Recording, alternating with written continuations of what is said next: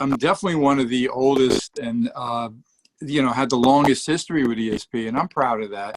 I was living in New York, working with KISS in New York, and some friends started to work for a company called ESP, and they wanted me to go up and, be introduced to them. And as soon as I put my hand on one of their Strat style necks, I was crazy about it. I loved it. It felt right to me.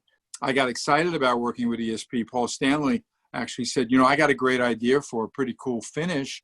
Maybe they would, would experiment with this. And that became the multi-swirl. And I never really looked back. I mean, from that point on, then I'm playing Horizons. Then I'm playing no, I just give me a body and a neck. I love this. I love that, And I was challenging ESP all the time. Can you make me a finish like this? Can we do this?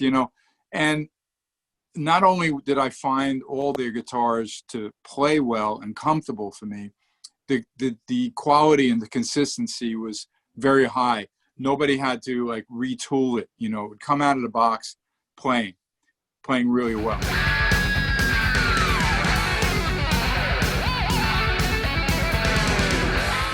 The success story, I think, for ESP is the fact that then when they realized, like most companies, with inflation and certain economic causes, guitars in certain countries will become so expensive it just puts them out of reach. But all of a sudden, you guys, developed the LTD line with, of course, the expertise from your shop to tell them how to do it and how to build it well.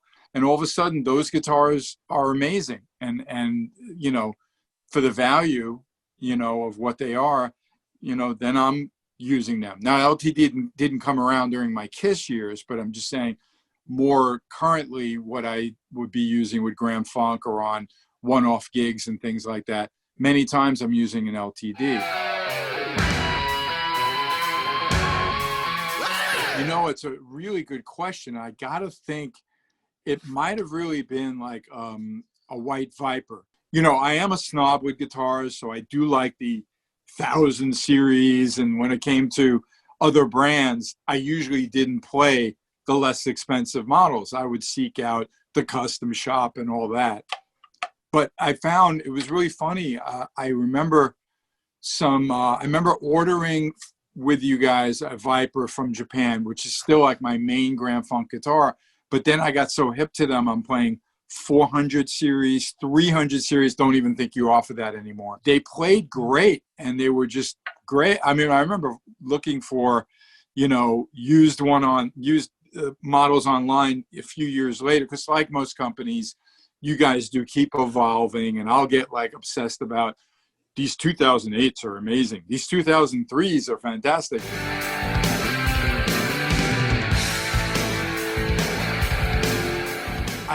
There's been a guitar for almost every occasion for me from the ESP line through the years. But I have to admit, I'm most fond, and I'm still constantly doing a throwback in my mind to my first, kind of simple bolt-on M1s, what started to be a popular model that you started offering, which I was always feeling like, I told you so. People like these, you know what I mean? Which became the 1987.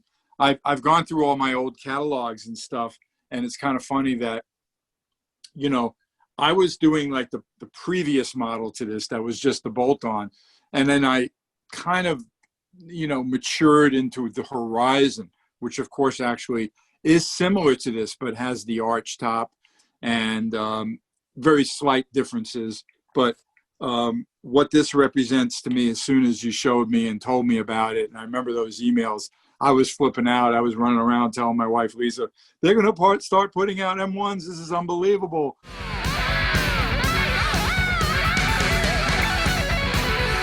I'm in a position in my career and my life that I'll be honest, I could hit up a lot of different companies and all that, and they'd be, excited to want to work with me. Many people have told me, my reputation is, respectable and responsible, and I'm not.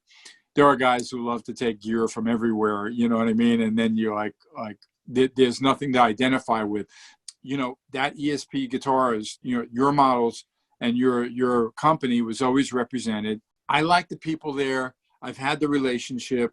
I see the growth. I see the popularity. Quite honestly, there's a lot of people into ESP that love ESP that don't play the way I play.